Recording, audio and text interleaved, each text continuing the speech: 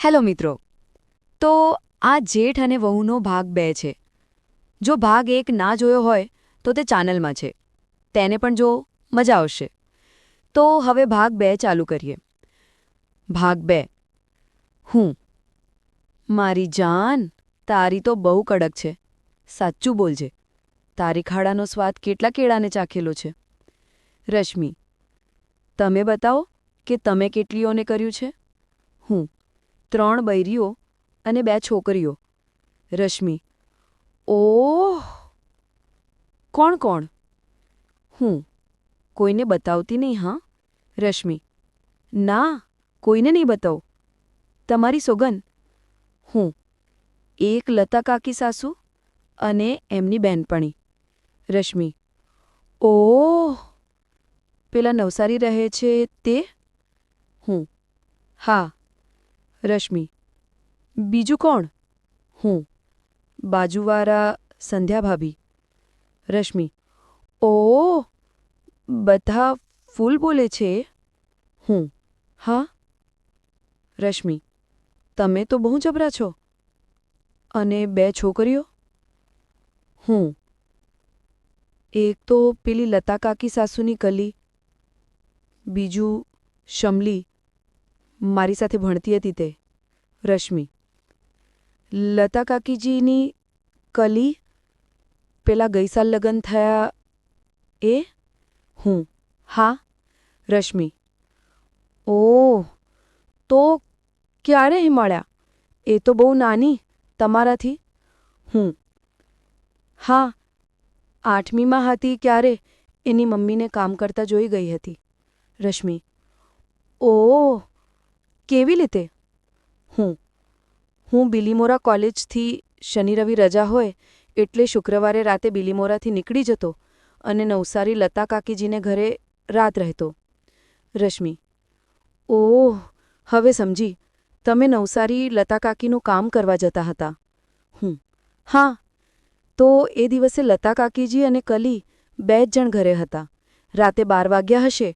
હું ઊભો થઈને જોઉં કે કલી સૂઈ ગઈ હતી. તો હું કાકીજીના રૂમમાં ગયો. કાકીજી નાઇટી પહેરીને પલંગ પર સૂતા હતા.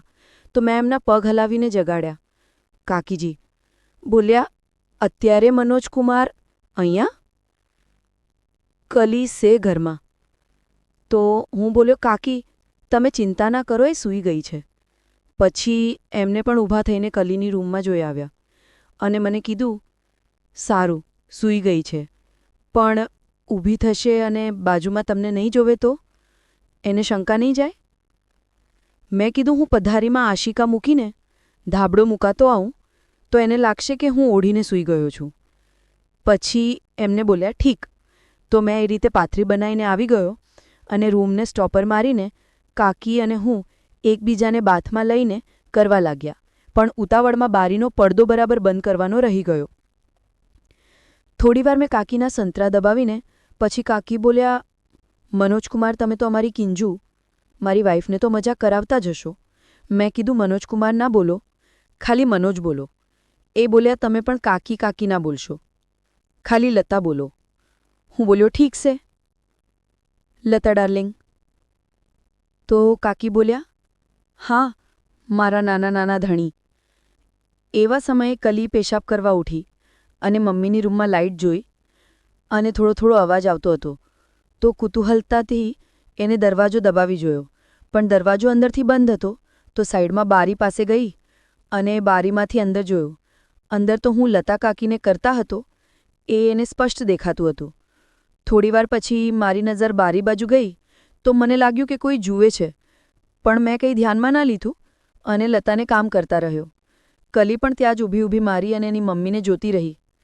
થોડીવાર પછી લતાની પાણી નીકળી ગયું અને બંને ઊભા થઈ ગયા અને એકબીજાને બાથમાં લઈ કિસ કરીને મેં કીધું, આઈ લવ યુ.